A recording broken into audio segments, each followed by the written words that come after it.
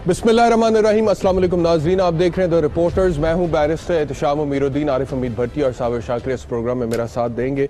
सबसे पहले बात करते हैं मौलाना फजलुर रहमान की जो अनथक कोशिशें थी और मेहनत थी, जो एफर्ट थी कि किसी ना किसी तरीके से मियां नवाज शरीफ और आसिफ अली जरदारी को इकट्ठा लाया जाए एपीसी में, ऑल पार्टीज कॉन्फ्रेंस में ऑपोजिशन की, और दोनों को आमने सामने बिठा दिया जाए और उसके बाद कोई लाएमल तय किया जाए कि किस तरह से इस हुकूमत को गिराना है या किस तरह से एनआरओ लेना है। वो कोशिश नाकाम हो गई है। आज कौमी असम्बली में जब दोनों भाइयों की लीडर ऑफ द ऑपोजिशन के कमरे में मुलाकात हुई मियां शहबाज शरीफ और मियां नवाज शरीफ साहब की, उसके बाद फैसला ये हुआ कि मियां Nawaz Sharif all parties conference में शिरकत नहीं करेंगे। इस हवाले से एहसन इकबाल का एक मेरे पास है, ये जरा सुनिएगा।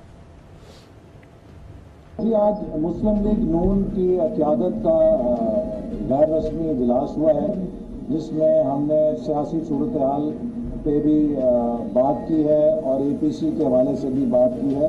और पाकिस्तान मुस्लिम लीग नून का वफ्द एपीसी में, जिसे मौलाना फजलुर रहमान साहब ने होस्ट करना है, ज़रूर शिरकत करेगा। और राजा जफरुल हक साहब इस हवाले से मौलाना फजलुर रहमान साहब से मुलाकात करेंगे और एपीसी की तफसीलात उनके साथ तय करेंगे। एहसन इकबाल कह रहे थे कि मियां नवाज शरीफ साहब एपीसी में शिरकत नहीं करेंगे, लेकिन पाकिस्तान मुस्लिम लीग नवाज का एक वफ्द ऑल पार्टीज कॉन्फ्रेंस में शिरकत करेगा और वो देखेगा कि उसके बाद किस लाए अमल पे दोनों पार्टीज जो हैं या तमाम पार्टीज ऑल पार्टीज कॉन्फ्रेंस में करीब आ सकते हैं। इसी तरह का एक शॉट पाकिस्तान पीपल्स पार्टी की तरफ से मेरे पास बिलावल भुट्टो जरदारी साहब का है। उन्होंने भी यही कहा कि आसिफ अली जरदारी साहब इसमें शिरकत नहीं करेंगे, लेकिन पाकिस्तान पीपल्स पार्टी का वफ्द इसमें जरूर शिरकत करेगा। ये भी सुन लीजिए। ये मौलाना साहब के एपीसी है, मौलाना साहब अपना एजेंडा भी देगा, मौलाना साहब डेट भी देगा और पाकिस्तान पीपल्स पार्टी जो है वो अपना वक्त भेजेगा। जी, दूसरी तरफ हुकूमत ये कह रही है कि उन्हें एपीसी का वाहिद मकसद सिर्फ यही समझ आता है कि ये ऑपोजिशन पार्टीज जो है, मियां नवाज शरीफ साहब, मियां शहबाज शरीफ साहब, आसिफ अली जरदारी साहब, बिलावल भुट्टो साहब या मौलाना फजलुर रहमान साहब, ये मिलकर किसी ना किसी तरीके का एनआरओ लेना चाहते हैं। इंफॉर्मेशन मिनिस्टर फवाद चौधरी क्या कह रहे हैं, ये जरा सुन लें। एपीसी की हमें तो कोई दुख नहीं समझ आती। सिर्फ इस वक्त एपीसी जो है वो एनआरओ लेने के लिए हो रही है। और आज प्राइम मिनिस्टर साहब को अगर फजलुर रहमान, नवाज शरीफ, जरदारी साहब आज ये प्राइम मिनिस्टर साहब से सिर्फ ये एश्योरेंस चाहते हैं कि उनके खिलाफ जो मुकदमात हैं वो वापस ले लिए जाएं, वो ना चलाए जाएं, उनमें गैर संजीदगी दिखाई जाए, तो तमाम जमहूरियत भी बहाल है, पाकिस्तान में भी स्टेबिलिटी है, कोई इशू भी नहीं है। आरिफ हमीद भट्टी साहब, ये जो मौलाना फजलुर रहमान नाकाम हो गए हैं मियां नवाज शरीफ और आसिफ अली जरदारी को इकट्ठे एपीसी में बिठाने में, इसकी एक समझ जो मुझे आ रही है वो तो ये आ रही है कि शायद मियां नवाज शरीफ साहब ने सोचा है कि भाई मैं तो एहतसाब के अमल से कई महीने से गुजर रहा हूँ और मुकदमात भी जो है वो उनमें से गुजर रहा हूँ और देख रहा हूँ और सजा भी एक हद तक किसी ना किसी तरीके से जेल में जाके कुछ काट चुका। अब जब ओमनी ग्रुप के मामलात सामने आ गए और आसिफ अली जरदारी या फरियाल तारपुर साहिबा के हवाले से भी एहतसाब का शिकंजा सख्त हो सकता है, तो फिर मुझे क्या जरूरत है कि अब आउट ऑफ द वे जाके मैं इनको सपोर्ट करूं? क्या ये बात दुरुस्त है? यही वजह है कि मियां नवाज शरीफ साहब एपीसी में शिरकत नहीं कर रहे? बिस्मिल्लाहिर्रहमानिर्रहीम। देखिए, मुझे इसकी वजह तो नहीं पता, मुझे इतना पता है नवाज शरीफ साहब गिरफ्तार हुए करप्शन में और फैज़ की वजह से, उन पे फैज़ हुआ, उनकी ज़मानत हो गई, हाई कोर्ट ने आइन और कानून के मुताबिक उनकी ज़मानत ले ली। उसके बाद कुछ वायलेशन की गई और उसके बाद शहबाज शरीफ साहब को भी गिरफ्तार कर लिया गया। वायलेशन नहीं रुकी, हमजा सबाब और सलमान साहब को बुलाया गया, सलमान साहब परसों रात को चले गए और एहतसाब करने वाले आसिफ जरदारी साहब तक अब भी नरम रवैया रख रहे हैं, वरना जो लोग इन्वेस्टिगेशन कर रहे हैं आसिफ अली जरदारी तक पहुंच चुके हैं। बज़ाहिर कभी कभार कुछ चीज़ें नज़र नहीं आ रही होती और बड़ी अहम हो रही हैं। इस एपीसी में सिर्फ और सिर्फ मकसद दोनों जमातों का, दो बड़ी जमातें ना, मौलाना फजलुर रहमान के पास ना स्ट्रीट पावर है, ना असम्बली में इतनी अक्सरियत है कि वो रिज़ाइन दे दे तो असम्बली गिर जाएगी। पीपल्स पार्टी यकीनन एक बड़ी जमात है, एक सूबे की हुकूमत है, एक बहुत वाज़ेह अक्सरियत है उनके पास। नून लीग के पास सूबे की हुकूमत तो नहीं, लेकिन वाज़ेह अक्सरियत है, उनको फ़र्क पड़ेगा। लेकिन मैं एक गुजारिश कर रहा हूँ, ये सिर्फ एनआरओ ले रहे हैं, और एनआरओ कुछ लोग कहते हैं हम नहीं देते, नहीं देते हैं भाई, इतना बेवकूफ ना बनाओ। साबर का शहर के करीब ही है कोई रावलपिंडी, ख्वाजा साद रफीक साहब एक साहब को मिले, उन्होंने कहा जनाब आप तो बड़े दरिया दिल हैं, कोई फैज ही करे, कोई हिसाब किताब करा दे। उन्होंने कहा ये वो फलान नहीं किया। और फिर ख्वाजा साद रफीक साहब ने अपने बच्चों को, पाकिस्तान से पढ़ते हुए बच्चों को स्कूल छुड़ा के बाहर भेज दिया, अगर कोई गलती हो तो ख्वाजा साहब मेरी इस्लाह कर दीजिएगा ताकि मैं माजरत कर लूँ। तीनों बच्चों उनको मुल्क से बाहर चले गए। अब परसों रात भी नवाज शरीफ के बिहाफ पर कुछ मुलाकातें हुई हैं। अब होता है कि नहीं एहतसाब वो मुझे नहीं पता, लेकिन मैं आपको बताऊं एपीसी से कुछ नहीं निकलना, क्योंकि दोनों बड़ी जमातें करप्शन के ताबू दलदल में इतनी फंस चुकी हैं कि जो एनआरओ करेगा वो भी खराब होगा। करने की कोशिश की जा रही है, मैं बार बार अपनी उसी बात पे कायम हूं, लेकिन एपीसी से कुछ नहीं निकलेगा। जरदारी साहब के हाल फिलहाल कभी कहते हैं पकड़ना है, कभी कहते हैं नहीं उन्हें एक महीना और दे दिया, दिसंबर तक उधर नहीं कुछ कहा जाएगा। जी साबिर साहब, ये जो भट्टी साहब कह रहे हैं कि एपीसी में से कुछ नहीं निकलेगा, क्या यही वजह है कि मियां नवाज शरीफ साहब ने इसमें शिरकत नहीं की है और वफ्द भेज दिया है, क्योंकि उन्हें भी ये लगता है जैसा कि भट्टी साहब कह रहे हैं कि एपीसी में कुछ नहीं निकलेगा, या फिर ये वजह है कि मियां नवाज शरीफ साहब को अब ये लगता है कि भाई हमने तो बहुत सख्ती सही है, अब अगर इनकी बारी आई है तो हम क्यों आउट ऑफ द वे जाके इनके साथ खड़े हो जाएं, इनको अकोमोडेट करें और एहतसाब के शिकंजे में से इनको बचाने के लिए अपना किरदार अदा करें सियासी तौर पर। आपको क्या लगता है? देखिए, ये जितने भी हैं ये प्रेशर टूल्स हैं जो पीपल्स पार्टी नहीं कहना चाहिए, जरदारी फैमिली और शरीफ फैमिली ये दो इस्तेमाल कर रही हैं जी। वो भट्टी साहब की बात जुज़वी तौर पर बिल्कुल दुरुस्त है। माजी में भी ये पॉलिटिकल प्रेशर जितना ज़्यादा डेवलप करेंगे उतनी ही इनको इनके मुताबिक, इनकी कैलकुलेशन के मुताबिक हमें एनआरओ मिल सकता है, हमारी जान छूट सकती है। ये तो इसके अलावा कोई और एजेंडा नहीं है। शरीफ ख़ानदान का भी और जरदारी ख़ानदान का भी ये 1 पॉइंट एजेंडा है दोनों का। दूसरा, ठीक, ये तो फिर शिरकत क्यों नहीं कर रहे एपीसी? शिरकत इसलिए, उसकी वजह है कि कई कश्तियों में सवार हैं ना। मुस्लिम लीग नवाज़ यानी कि शरीफ ख़ानदान भी कई कश्तियों में सवार है और जरदारी साहब भी कई कश्तियों में सवार हैं। ये एपीसी की तरफ, और अगर अपनी हदूद और कद काठ और अपनी औकात से बढ़कर अगर ये एक कदम आगे जाएंगे तो पीछे से जो शिकंजा है वो इनकी तरफ 10 कदम बढ़ेगा। इसलिए ये बड़ा सोच समझ के चल रहे हैं, बाहर से भी प्रेशर दिलवा रहे हैं। अमेरिका अब ये कर रहा है कि बराह रास्त खुद पीछे हट गया, बल्कि अपने लाइक माइंडेड कंट्रीज़ के ज़रिए वो प्रेशर डेवलप करने की कोशिश कर रहा है पाकिस्तान की गवर्नमेंट पे, पाकिस्तान की इस्टेब्लिशमेंट पे, पाकिस्तान के इदारों पे। और जी एक चीज़ बता दूं कि एनआरओ माजी में एक ही दफ़ा होना था, वो हो गया, उसके मज़ा सारों ने चख लिया। अब भी अगर एनआरओ किसी ने करने की कोशिश की, पहली तो है 0% चांस है, और अगर किसी ने करने की कोशिश की तो उसका अंजाम माजी से भी इबरतनाक होगा, माजी से भी ज़्यादा ख़तरनाक होगा, माजी से भी ज़्यादा खौफनाक होगा। ये एक चीज़ ज़रूर है, सही, हम असल में पाकिस्तान की सलामती को भी बचाना है। इनके पास वोट बैंक तो है। कल मैं सुन रहा था एक वीडियो, क्योंकि हम वो दिखा नहीं सकते, इस्लामाबाद लाहौर हाई कोर्ट का ने पाबंदी आयद की हुई है। एक दहशतगर्द होता था अल्ताफ़ हुसैन, टारगेट किलर, उसकी वीडियो है वो, ज़रा आपको भी मैं भेजूँगा, ज़रा सुन लेना, दिखाना हम दिखा नहीं सकते बहुत।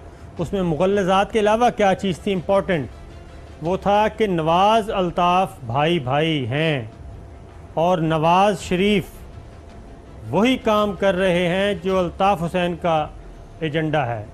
लिहाजा ये कौन कह रहे हैं उस वीडियो में? अल्ताफ़ हुसैन खुद कह रहे हैं? अल्ताफ़ हुसैन खुद, जी अच्छा, अल्ताफ़ हुसैन खुद target killer, money launderer, terrorist, परले दर्जे का दहशतगर्द, और रा का एजेंट, ठीक, वो ये बात कर रहा था। अच्छा साबर साहब, ये अल्ताफ हुसैन की जमात कौन सी थी?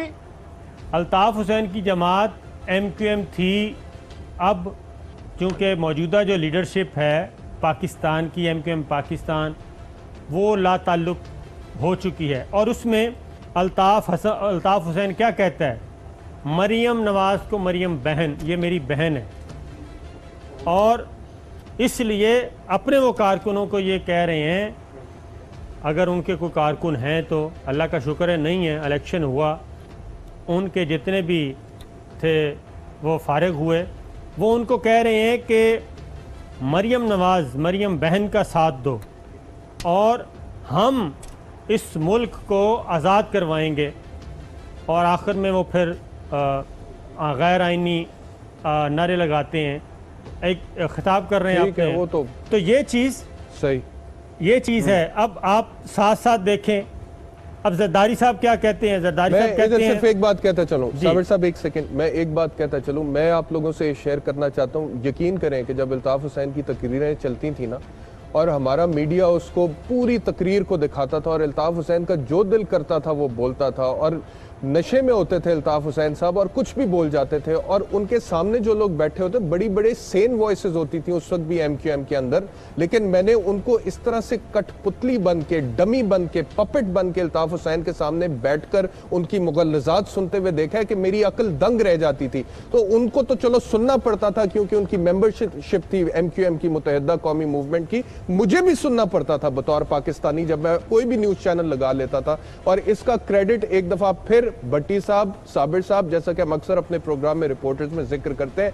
जस्टिस मज़ाहिर अली अकबर नकवी को जाता है कि उन्होंने ये स्टेप लिया और इतना हौसला दिखाया कि अल्ताफ हुसैन की तकरीर पर पाबंदी लगाई। तो वो बंदा कभी भी उठ के रियासत पाकिस्तान के खिलाफ बात कर देता। बड़ी साहब, आपको तो बड़ी अच्छी तरीके से याद होगा सारी बात। जी, मैं यही बात कर रहा हूँ। जी जी साहब, अब फरमाइए। हाँ, इंटरनेशनल एस्टेब्लिशमेंट का प्लेयर कौन है? अल्ताफ हुसैन। अल्ताफ हुसैन का भाई है नवाज़ शरीफ और उनकी बहन है मरियम नवाज़। और उसके बाद आ जाएं बलूचिस्तान में जो बाहर बैठी है लीडरशिप, वो उनके साथ अटैच, अचकज़ई साहब, बैरूनी एजेंडा। उसके बाद आपने पेशावर में देखा होगा कि पिछले दिनों अफ़गानिस्तान का एक पाकिस्तान का दुश्मन नंबर 1 मारा गया, और ठीक है, उसका गायबाना नमाज जनाजा ANP ने पढ़ा। इससे आप अंदाज़ा कर लें कि अभी पाकिस्तान की सलामती के ख़िलाफ़ जो ताने बाने हैं, जो जाल बुना हुआ है, वो ख़त्म नहीं हुआ। तो इसी तरीके से अब जरदारी साहब ने, जब जरदारी साहब की तरफ जाली अकाउंट्स का मुकदमा जो आगे बढ़ता है, तो वो फ़ौरन इसको पॉलिटिकल टच देने की कोशिश करते हैं, सियासी रंग, कि देखें ये 18वीं तरमीम की वजह से, ये 18वीं तरमीम की वजह से, ठीक है। अब यही काम, अब आप इसको देखें, हमने अकाउंटेबिलिटी भी करनी है, पाकिस्तान ने एहतसाब भी करना है, इन इक़्तिसादी दहशतगर्दों को, दूसरे दहशतगर्दों को पकड़ना भी है, लेकिन पाकिस्तान की सलामती को भी महफूज करना है।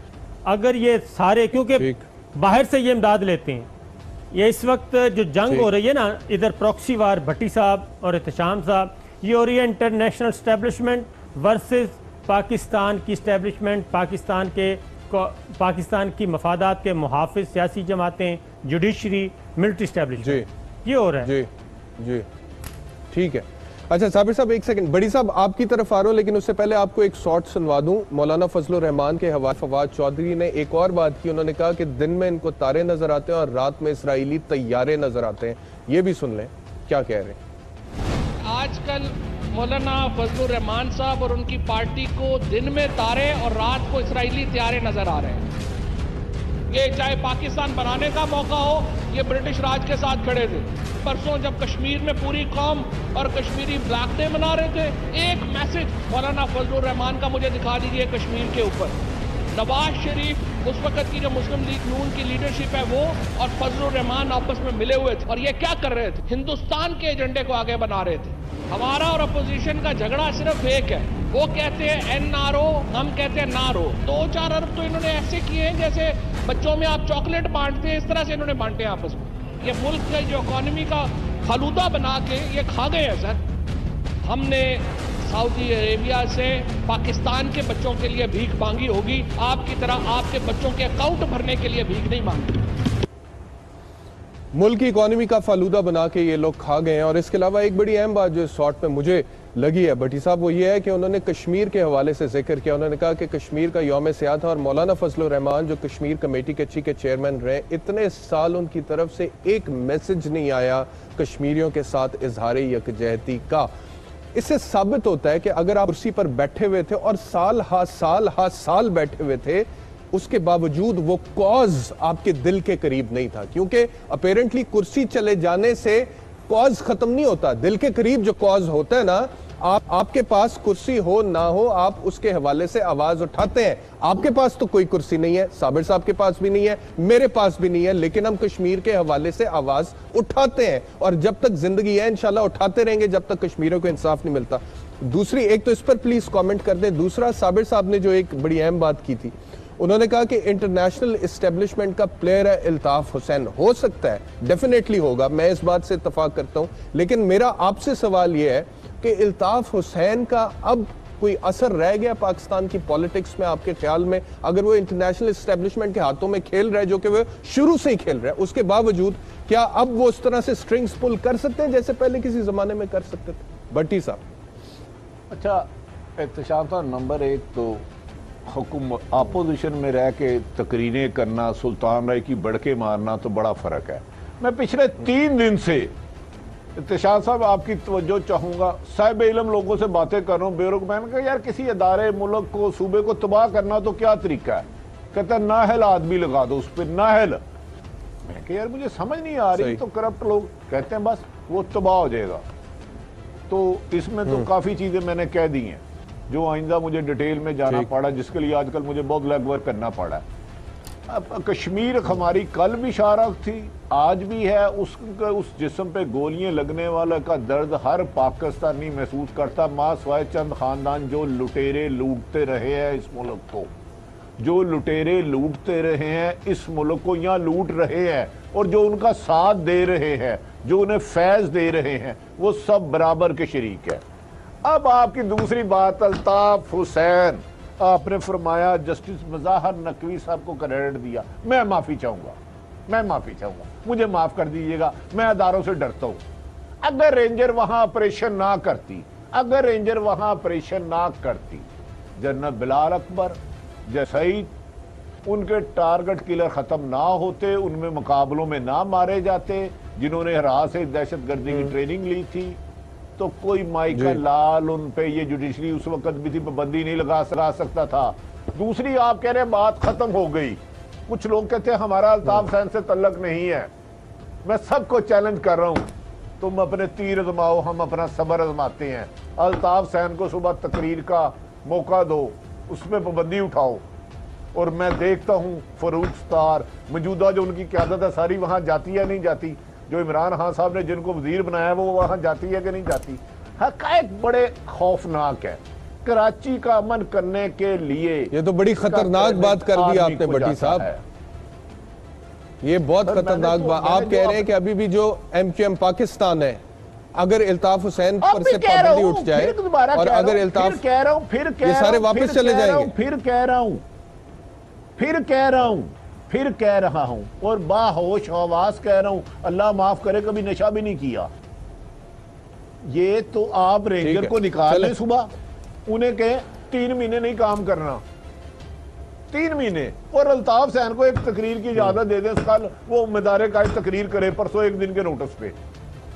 ये सब मिले हुए हैं बीच में। चले मुझे एक ब्रेक लेनी है। हालात समझे, थोड़ी सी लाठी पड़ती है तो इन्हें कानून याद आ जाता है। कुर्बानियां कोई देती है, कुर्बानियां भी कर्नल ब्रिगेडियर तक देते हैं, ऊपर तो बड़े लोग होते हैं सारे।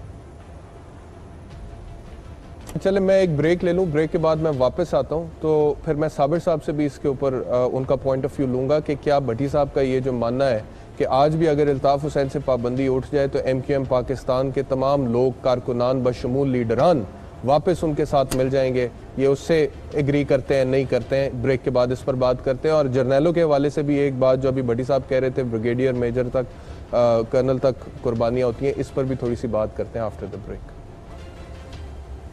Welcome back to reporters. नाजरीन, साबिर साहब आपकी तरफ आता हूँ, लेकिन उससे पहले एक छोटी सी बात, बड़ी साहब ने जो बात की थी उसके जवाब में, बड़ी साहब बहुत सारे जर्नैलों की तरफ से भी कुर्बानियाँ हुई हैं, दहशतगर्दों से लड़ते हुए कार्रवाइयों में बहुत सारे जर्नैलों ने भी कुर्बानियाँ दी हैं। 3-4 नाम मैं आपको अभी बता देता हूँ। एक मेजर जनरल सनाउल्लाह साहब थे, एक मेजर जनरल जावेद सुल्तान साहब थे, एक लेफ्टिनेंट जनरल मुश्ताक बेग थे, एक मेजर जनरल बिलाल उमर थे। ये सारे शहीद हुए हैं और मुझे पता है आप इनकी कुर्बानियों का बड़ा इजरात रखते हैं। नहीं, मैं आपको अब रोकूंगा। मैं वैसे आपसे आता जो बात मैंने जो बात मैंने जी। कहनी होती है उसका मतलब आप कैसे निकाल लेते हैं? ये वाहिद आप एंकर हैं जिनके पास ये अलादीन का चिराग है।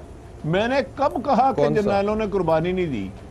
जो सरहदों पे लड़ते हैं वो कैप्टन, कर्नल और ब्रिगेडियर तक लड़ते हैं, जर्नल डिसीजन पावर में आ जाते हैं। मेरी समझ में नहीं आता ये आपको ने किस तरह, किस बात से अक्स निकाला? फौज का जो जवान है। चले, अच्छा साबिर साहब आपकी तरफ आते हैं। साबिर साहब मुझे ये बताइएगा। ठीक है, मैं समझ गया आपका पॉइंट। ओके, पॉलिसी मेकर पे होते हैं।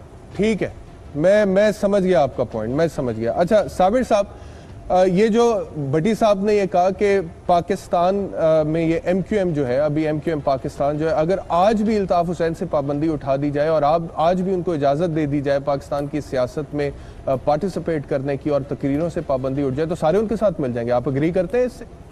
अच्छा, एक भट्टी साहब के साथ इंतहाई मादरत के साथ, भट्टी साहब ने बड़ा जुल्म किया ये कह के जुडिशरी हिम्मत कब पकड़ी। बात यह है कि अल्ताफ़ हुसैन एक दहशतगर्द था, उसका एक पूरा नेटवर्क था, उसका कुछ हिस्सा अभी भी मौजूद हो सकता है, लेकिन अल्ताफ़ हुसैन को गिराने में हर शहरी की कुर्बानी है। उसमें मीडिया का भी एक रोल है। मीडिया का, सारे मीडिया का नहीं, ये हमें भी पता है कि वो गन पॉइंट पे अपनी खबरें चलवाते थे, गन पॉइंट पे, इसमें कोई शक नहीं है। और वली बाबर का मर्डर हुआ, हमारे जर्नलिस्ट थे, उनका मर्डर हुआ, वो पकड़े गए, पता चल गया। ARY ऑफिस पे हमला हुआ, ये सारी चीज़ें हैं। लेकिन सिक्योरिटी इदारों का काम है एक्शन करना, फोर्स इस्तेमाल करना। मीडिया ने अपना रोल प्ले किया, जुडिशरी ने अपना रोल प्ले किया, और जस्टिस मज़ाहर अली अकबर नकवी साहब ने उस वक्त, मैं ज़रा थोड़ा सा रिकॉल करूं, जो उस वक्त अपना रोल बड़े धड़ल्ले से अदा किया। और मुझे अच्छी तरह याद है कि आसमा जहांगीर साहिबा, मैं ठीक है उनके बड़े फ़ैन होंगे, वो मैदान में उतरी थी अल्ताफ़ हुसैन को बचाने के लिए, और उन्होंने तौहीन अदालत की। और जस्टिस नकवी साहब ने, आप देखें, आसमा जहांगीर साहिबा से माफ़ी मांगने पे वो मजबूर हुई, तो नकवी साहब ने एक माफिया से लड़ाई की, जस्टिस नकवी ने, इसमें कुछ नहीं है। फिर उसके बाद ये कहना, फिर अगली बात ये कहना कि जनाब अल्ताफ़ हसन जो, तो उसको इजाज़त दे दें, और बिल्कुल लोग तैयार बैठे हैं। ये मैं समझता हूँ कराची के अमन पसंद शहरियों की, उर्दू स्पीकिंग लोगों की तौहीन है ये बात कहना कि वो अल्ताफ़ हुसैन लोगों की बात नहीं कर रहे। सुने वो MQM पाकिस्तान के लीडरान की बात कर रहे हैं। मेरी गुजारिश सुन लें, मैं जी ये तौहीन है उनकी। कराची के अवाम ने अपना रोल प्ले किया आम इंतखाबात में, ज़िमनी इंतखाबात में, और पूरा वो भी निकले उस, ठीक है, जब वो आज़ाद हुए, जब उन पे खौफ की एक चादर थी वो ख़त्म हुई, उन्होंने अपना हक़ राय इस्तेमाल किया। फिर ये जो लोग MQM पाकिस्तान जिन्होंने बनाई, उनमें से 1, 2, 3, 4, 6 कर लें, 10 कर लें, वो होंगे इस उम्मीद पे बैठे हुए। मैं ज़ाती तौर पे उनको जानता हूँ जो अभी भी अल्ताफ़ हुसैन से जुड़े हुए हैं। लेकिन ये कहना कि जो आईने पाकिस्तान को तस्लीम करते हुए एलानिया तौर पे अल्ताफ़ हुसैन से अलग हुए, उनकी नीयत पे हम उस वक्त तक शक नहीं कर सकते जब तक वो अलल ऐलान पाकिस्तान के आइन को तस्लीम कोई 2-4 नाम ले दें साबिर साहब, कोई 2-4 नाम ले दें जिनके बारे में आपको लगता है कि उनकी नीयत बिल्कुल ठीक है और वो वापस किसी सूरत आपके ख्याल में नहीं जा सकते सर MQM पाकिस्तान से। Can you take the names? Sir इस वक्त फ़ारूक नसीम साहब हैं, उसके फरोग बाद नसीम साहब, ठीक है ना? राइट, ठीक है, ठीक, उसके बाद agreed, सही, सिद्दीकी ठीक। साहब हैं, ये जो कैबिनेट मेंबर्स हैं, जितने भी वुज़रा हैं उनके, ये बात हम नहीं कह सकते, ठीक है। उसके बाद मुस्तफा कमाल का एक रोल चले, है भट्टी साहब PSP से का, जो मैदान में आए, ठीक। यानी कि आप देखें वो दौर, देखें भट्टी साहब, आप वो दौर याद करें, आपको भी याद है, मुझे भी याद है कि अल्ताफ हुसैन एक दहशतगर्दी का नाम था जी, दहशतगर्द। उसकी एक फोन कॉल पे उसने पूरा, दहशत थी जी, दहशत, ठीक है, पूरा दहशत, पूरे के पूरे टीवी स्टेशन और मैं उस उसने जमाने में, हाईजैक मुझे किए। याद है, हम कराची जाते थे, हमारे माँ बाप परेशान हो जाते थे कि ये कराची जा रहा है, तो इसलिए एक दिन 2 दिन के लिए हर- हमने कराची जाना होता था, वो परेशान हो और- जाते थे, कराची के हालात इतने खराब होते थे। और अल्ताफ हुसैन को अभी भी पाल रही है इंटरनेशनल एस्टेब्लिशमेंट, रॉ पाल रही है, MI6 पाल रही है, CIA पाल रही है, और ये सारे आपस में ठीक है, इनके मिले अच्छा चले, भट्टी साहब बड़ी देर से खामोश है, भट्टी साहब से भी कुछ अगर वो रिस्पॉन्ड करना चाहें जो आपने कहा। जी भट्टी साहब। एक तो आप और मेरी साबर साहब मतलब बड़ा गैप का जानते हैं। मैं आज भी चैलेंज जो किए हैं उन बातों पे कायम हूँ।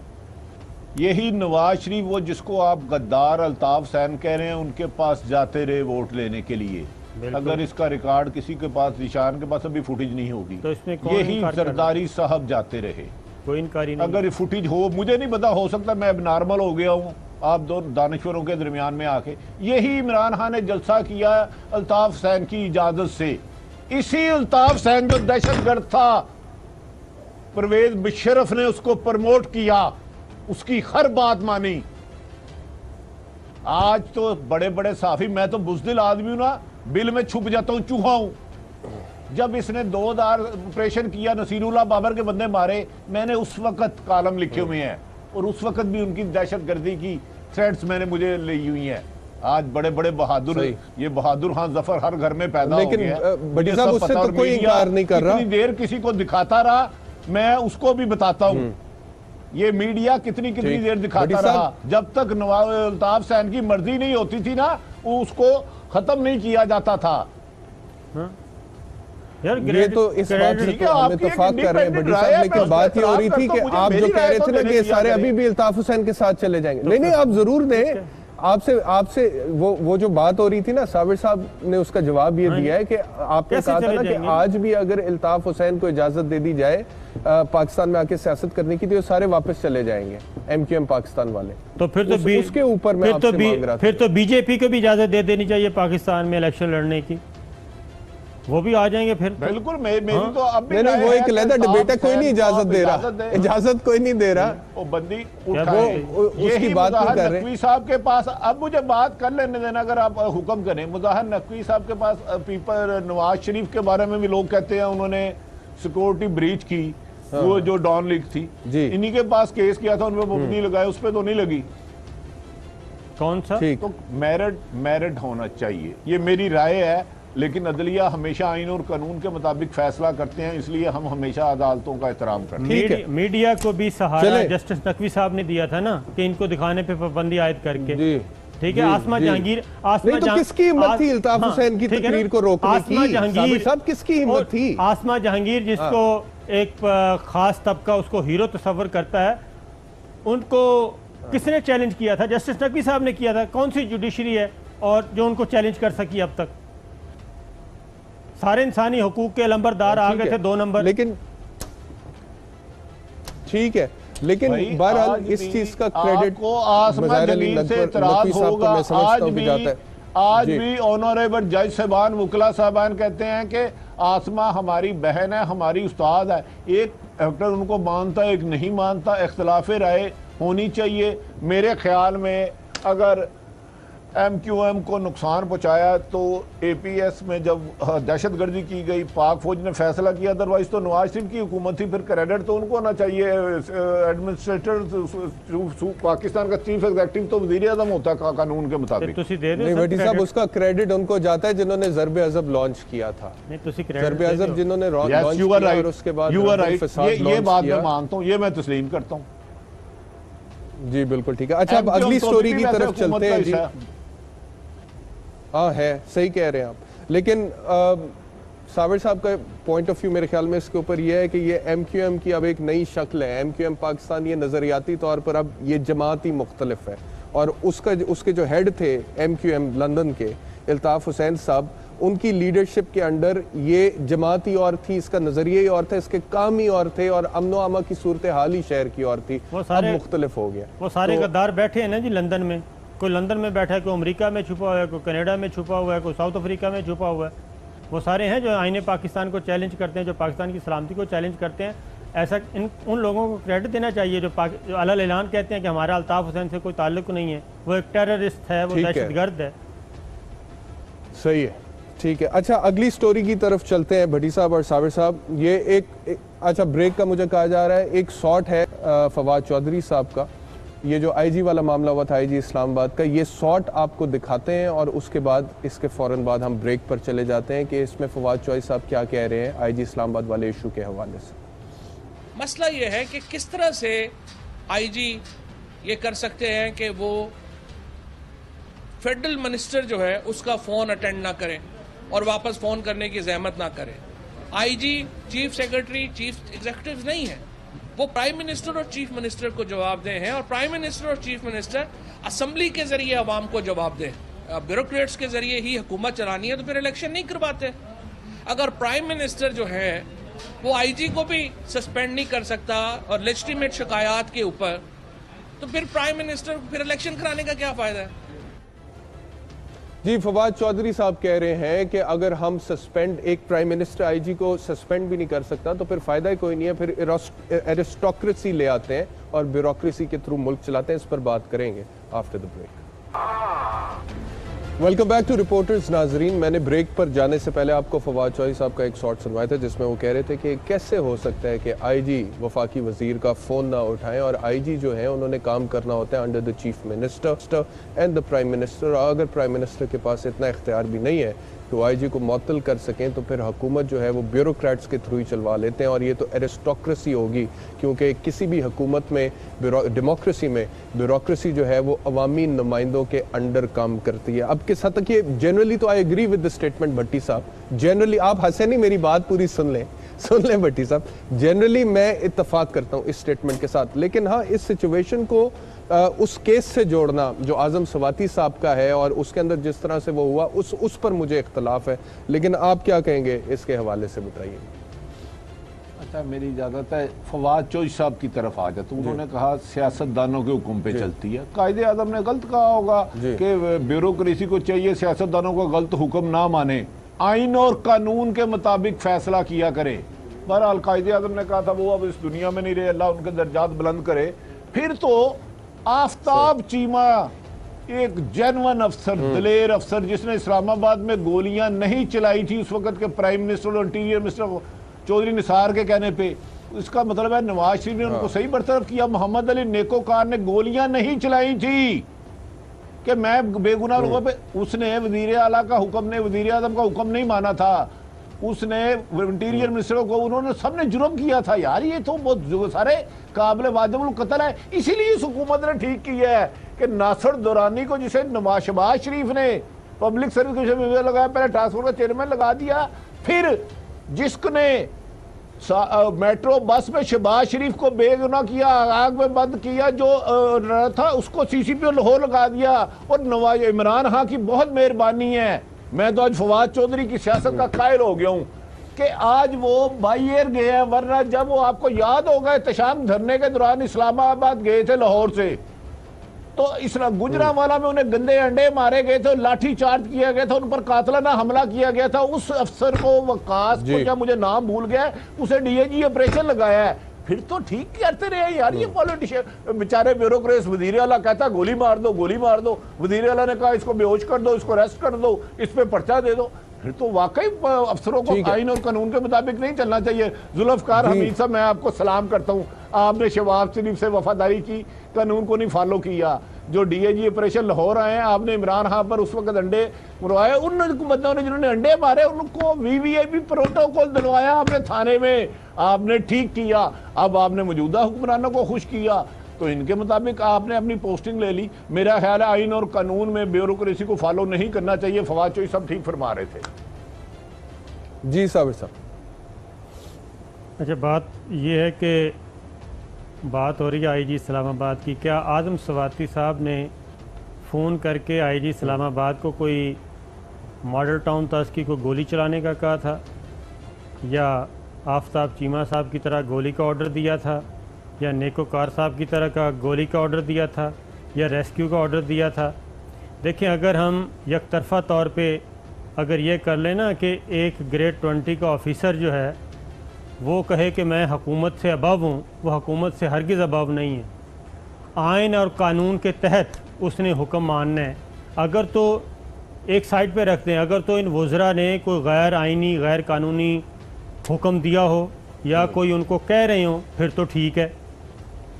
अगर दूसरी जानिब है ही नहीं ऐसी चीज़, फिर आईजी तो आपके ख्याल में साबिर साहब वो जो गरीब आदमी जिसकी गाय चली गई थी आजम सवाती साहब के फार्म हाउस में, उसकी बीवी को, उसकी बेटी को, उसके बेटे को जो जेल भिजवा दिया, वो ठीक था? वो गैर कानूनी नहीं था? मैं उस साइड पे जा ही नहीं रहा। मैं तो कह रहा हूँ उसको एक साइड पे रखते हैं। वो उसको जुर्मदार हैं आजम सवाती साहब, तो उन पे FIR दर्ज कर दें, उनके बेटों को जेल भेजें, वो एक अलग चैप्टर है। लेकिन ये अचानक आनन फानन ब्यूरोक्रेसी जो है, आनन फानन, ग्रेड 17 का अफसर भी, ग्रेड 18 का अफसर भी, इनको ये कैसे अचानक ख्याल आ गया कि किसी वजीर को नहीं हमने मानना, किसी मुशीर को नहीं मानना, किसी हुकूमत को नहीं मानना, किसी पार्लियामेंट को नहीं मानना, हम हैं।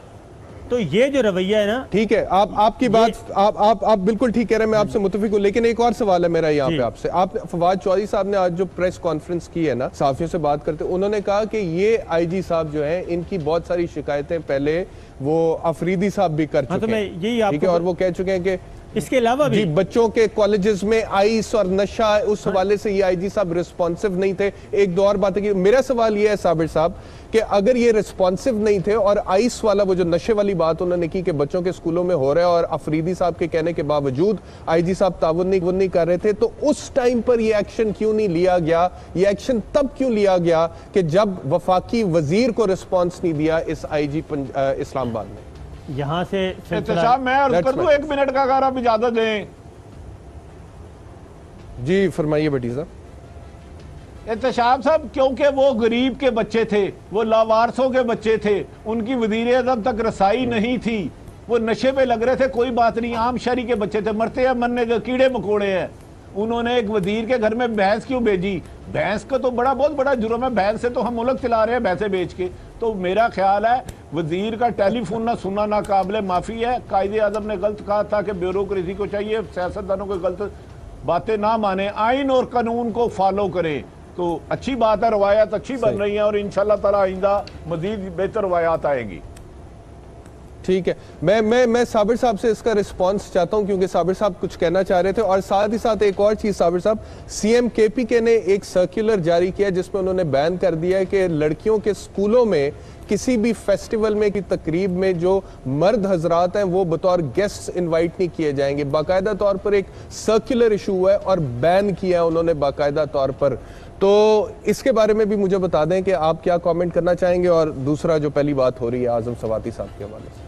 आजम सवाती इस वक्त मौजू नहीं है, इस वक्त मौजू है कि ब्यूरोक्रेसी को, क्या ब्यूरोक्रेसी पार्लियामेंट से अबव है, हुकूमत से अबव है? नहीं है, हुकूमत के ताबे है। बिल्कुल नहीं है। हुकूमत के ताबे अगर पिछले 10 साल इसी ब्यूरोक्रेसी ने चूं चरा नहीं की और किकबैक्स में हिस्से, ये मेरे पास पड़ी है लिस्ट जो आप नैब की तरफ से है, इसमें भी बड़े बड़े ब्यूरोक्रेट्स के नाम हैं। उस वक्त तो सारे फवाद हसन फवाद के ताबे थे। और ये आईजी साहब जो हैं इस्लामाबाद, इनको तो पोस्टिंग ही नहीं मिल रही थी बहुत अरसे से। ये तो अगर नासिर अल मुल्क साहब ना आते, केयर टेकर प्राइम मिनिस्टर, और इलाकाई बुनियादों पे वो इनको ना लुक आफ्टर करते, तो उनको तो पोस्टिंग, इनको तो खिलाफ पहले भी कोर्ट का ऑर्डर है, पहले भी ये 2-3 वाक़यात में मुलव्वस हैं। तो इसलिए तो साबिर साहब मेरा सवाल ही है ना कि पहले क्यों नहीं इन्हें हटाया गया, पहले क्यों नहीं मुअत्तल किया गया? वफाकी वजीर के साथ जब हुआ तब क्यों किया गया? That is my question sir. अब मैं आता हूँ उसी बात का जवाब, मैं इसी का इंतज़ार कर रहा था। इमरान खान साहब ने, वज़ीर आज़म ने इस बात का गुफ्तगू में इशारा भी दिया था जब वो जर्नलिस्टों से मिले कि सियासी ब्यूरोक्रेसी और पुलिस हमारा काम ख़राब कर रही है। तो इत्तलात ये हैं, हम बार बार ये कहते हैं कि इसमें सारे का सारा जो कसूर है, क्योंकि रूल्स ऑफ बिजनेस, प्रोसीजर, और मामले को कैसे किसी को रिप्लेस करना है, ये प्रिंसिपल सेक्रेटरी और अरबाब शहजाद साहब जो कि एडवाइज़र हैं इस्टेब्लिशमेंट से मुताल्लिक, ये उनका काम था कि वो प्राइम मिनिस्टर को बताते कि ये तरीक़ाकार है। ये उनका फॉल्ट है। उन्होंने एम्बैरेसिंग जितनी एम्बैरेसिंग इस वक्त हो रही है इमरान खान साहब के खाते में और हुकूमत के खाते में, वो उन 2 अफसरों की वजह से हो रही है।